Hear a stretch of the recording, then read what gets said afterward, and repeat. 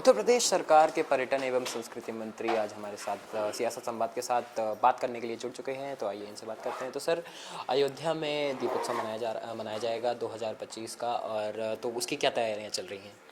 तैयारियां पूरी हैं। क्या परसों से हम पूरा का पूरा कार्यक्रम 18 तारीख, परसों यानी 18 तारीख को प्रस्तुत करने वाले हैं। 18-19 दोनों दिन भव्यता, दिव्यता, अलौकिकता के साथ पुराने सभी कीर्तिमानों को तोड़ते हुए नए कीर्तिमान स्थापित होंगे। चाहे दियों की संख्या का मामला हो, चाहे ड्रोन की तमाम करतब दिखाने की संख्या के साथ वो मामला हो, या सरयू तट पर आरती का हो, सभी नए कीर्तिमान स्थापित होंगे। नए world record of Guinness book में दर्ज कराएंगे और पूरे देश और दुनिया के सनातन संस्कृति को, वैभव को, पूरी दुनिया के सनातन संस्कृति के मानने वाले अनुयायियों के बीच में पहुंचाने का काम करेंगे।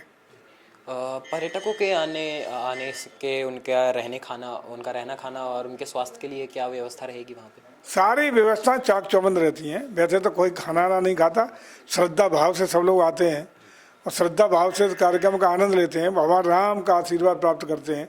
भगवान राम की नगरी में जो आएगा भूखा पेट कैसे रहेगा? राम की नगरी है, राम राज्य है वहाँ, और राम राज्य की कल्पना के साथ आता है।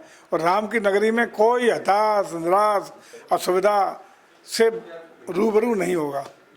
क्या सरकार इस आयोजन को यूनेस्को कल्चरल हेरिटेज में मान्यता दिलवाने का प्रयास करेगी इस पर? निश्चित रूप से अपने आप जो कार्यक्रम इस तरह के हैं, उन कार्यक्रमों को जो विरासत को सम्मान के साथ चल रहा है, अपने आप इनको मान्यता भी मिलेगी, सम्मान भी मिलेगा। पूरी असली मान्यता ये है कि पूरी दुनिया का सनातन संस्कृति का मानने वाले लोग अयोध्या की पावन धरती पर भगवान राम जी के चरणों में अपने नतमस्तक के साथ श्रद्धांजलि देते हैं, श्रद्धा भाव से उसका सम्मान करते हैं, दर्शन करने आते हैं। और भारत की सनातन संस्कृति का सबसे बड़ा उदाहरण है, सबसे बड़ा कीर्तिमान है और विश्व को संदेश देने का काम हुआ, उत्तर प्रदेश की क्षमता को संदेश देने का काम हुआ जनवरी के महीने में प्रयागराज की पावन भूमि पर।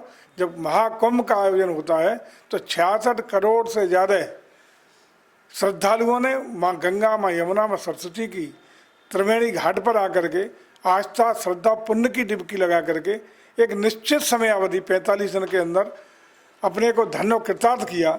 ये विश्व का कीर्तिमान ही नहीं बना, पूरे विश्व में भारत की धमक, भारत के सनातन परंपराओं का आदर्श और गौरव की नया कीर्तिमान स्थापित होने का काम हुआ है।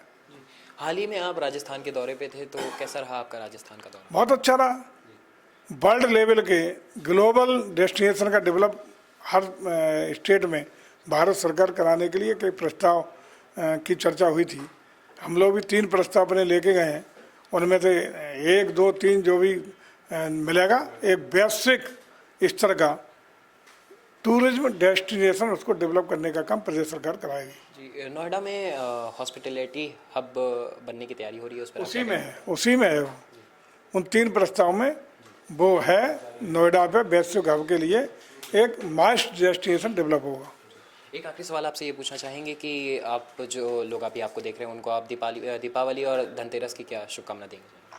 पूरे देशवासियों को, उत्तर प्रदेश वासियों को और दुनिया में रहने वाले सभी लोगों को विश्व कल्याण के लिए, जैसा कि सनातन की परिभाषा है,